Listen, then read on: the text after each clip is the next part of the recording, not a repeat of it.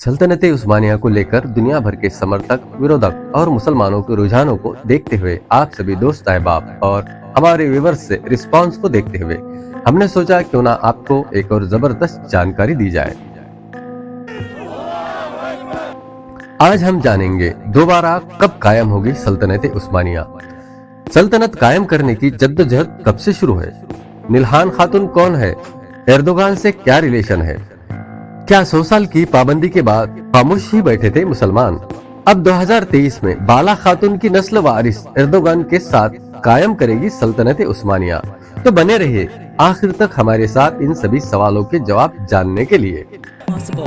çıkardığımız bir cumhurbaşkanlığı सल्तनत उस्मानिया खत्म करने का ऐलान हुआ और सल्तनत के सुल्तान शहजादे शहजादियों को तुर्की बदर कर दिया। तुर्की बदर करने की इतनी बड़ी और खास वजह थी कि आपको सुनकर हैरत होगी और सल्तनत के खात्मे के जिम्मेदार हम और आप भी है, यह एहसास भी होगा। जब तक मुसलमान इकट्ठा है तब तक दुनिया की कोई ताकत मुसलमानों को झुका नहीं सकती। यह बात वो बहुत अच्छी तरह से जानते थे। इसलिए सल्तनत उस्मानिया के खात्मे के ऐलान के बाद सुल्तान शहजादे शहजादियों समेत सल्तनत के खास खैरख्वाह को तुर्की से निकाल दिया, क्योंकि दोबारा ये लोग इकट्ठा न हो जाए, लोगों को इकट्ठा न कर दे। आज दुनिया का तो क्या, शहर का मुसलमान भी इकट्ठा नहीं है, अफसोस। सल्तनत उस्मानिया दोबारा कायम करने के लिए उसी दिन से कोशिशें शुरू हो गई थी जब सुल्तान और उनके खानदान को तुर्की बदर कर दिया था। खुफिया तौर पर सल्तनत के सभी काम किए जा रहे थे। उसी कड़ी का एक हिस्सा है रजब तैयब एर्दोगान। एर्दोगान ने दुनिया को 10 साल में कई इशारे दिए कि दोबारा सल्तनत उस्मानिया कायम होकर ही रहेगी, और आम आवाम के लिए आखिरी और सबसे पावरफुल इशारा था दिरिलिस उर्तुगुल और कुरुलुस उस्मान ड्रामा। सल्तनत उस्मानिया खत्म होकर 95 साल हो चुके थे। लोगों को जागरूक करना आसान नहीं था, लेकिन सल्तनत का इंसाफ तकरीबन लोग भूल चुके थे। वैसे भी मुसलमान अपना इतिहास बहुत जल्दी भुला देते हैं। कौम को झंझोड़ने के लिए एर्तुगल गाजी और कुरुलुस उस्मान ड्रामा बनाया गया। इस ड्रामे से मुसलमानों को खासा फर्क नहीं पड़ा, लेकिन दुश्मनाने इस्लाम की दीवारों में दरारें आ गई और वे अच्छी तरह समझ गए कि दोबारा सल्तनत उस्मानिया कायम होकर रहेगी। खुफिया तौर से तो कई सालों से सल्तनत कायम करने का काम जारी था, लेकिन आमतौर पर बड़े 2 इशारे थे। नंबर 1 इर्तुगल गाजी, नंबर 2 आया सोफिया का मस्जिद में तब्दील होना।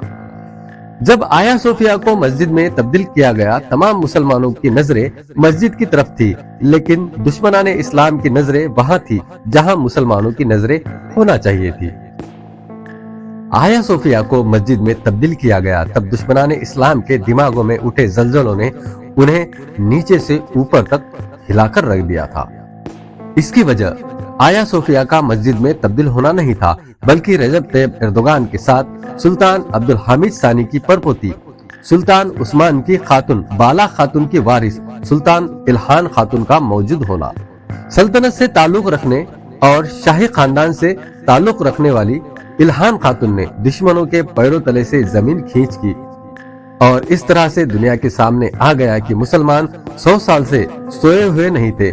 नस्ल दर नस्ल अपने हुकूक और इंसाफ कायम करने के लिए जद्दोजहद कर रहे थे। दुनिया के माहौल पर गौर किया जाए तो बहुत सी तब्दीलियां आपको नजर आएगी, जैसे चीन का ताकतवर होना, अफगानिस्तान में तालिबान की हुकूमत आना, रूस और यूक्रेन में जंग होना, एर्दोगान का रूस से हाथ मिलाना, ईरान का रूस के साथ खड़ा होना, अरब का अमेरिका को ठेंगा दिखाना, नाटो का अपाहिज होना वगैरह वगैरह। आपको ये वीडियो कैसा लगा और आपको इससे रिलेटेड कौन सी जानकारी चाहिए, कमेंट करके जरूर बताएं। आप देख रहे हैं SD24।